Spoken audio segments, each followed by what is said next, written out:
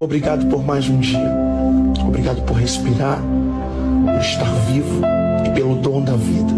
Enquanto muitos desejaram acordar, o Senhor me concedeu mais uma vez esse privilégio de estar de pé e seguir em direção aos meus sonhos. O Senhor vai na minha frente e seja o meu escudo, a minha proteção e o meu socorro bem presente na hora da angústia. Quebra todas as barreiras, as armadilhas do inimigo e me faz chegar no lugar do meu propósito.